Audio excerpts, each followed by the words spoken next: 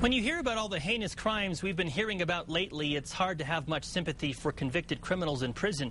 But what a group of inmates say happened to them in a northern New Mexico prison recently still seems pretty outrageous. Crystal Gutierrez has the story now from the Newsplex. Crystal.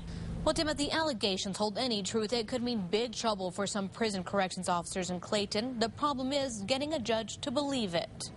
The biggest obstacle, we believe, trying to win this case might be in front of a jury. Brendan Egan knows his client's credibility could crumble his case. They are convicted felons.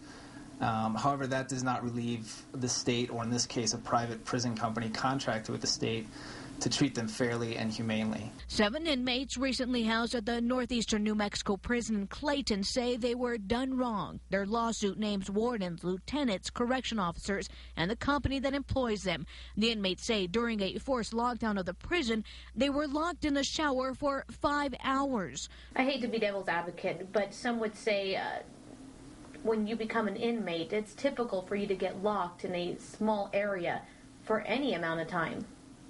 That's correct, and our inmates, they do not dispute something like that. The lockdown was ordered after another inmate caused a disturbance. Not unusual for prisons, but the inmates say the way they were treated while in the shower was cruel and unusual. According to the lawsuit, 2 of them were naked. The others wore only a towel or boxer shorts. They say a female corrections officer started laughingly videotaping them.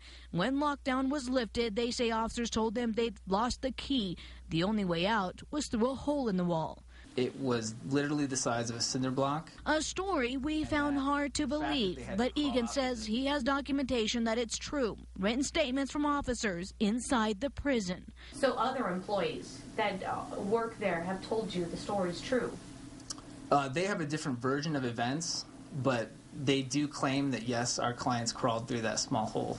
Egan says the officers deny they forced the inmates through the hole. We tried to get a hold of the prison's warden today. Ma'am, I can't give you any comment, and I don't have any way of getting a hold of him. No luck. But why would these convicted felons want to sue anyway? Are there chances for their sentences to be reduced?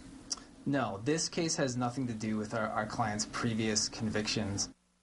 Now, if the videotape exists, it could be a slam dunk for Egan. For the next 2 months, Egan and prison officials must share information about the case with each other, and this will be the inmates' attorney's opportunity to interview the corrections officers who were actually on duty when the inmates claimed this all happened. Tim?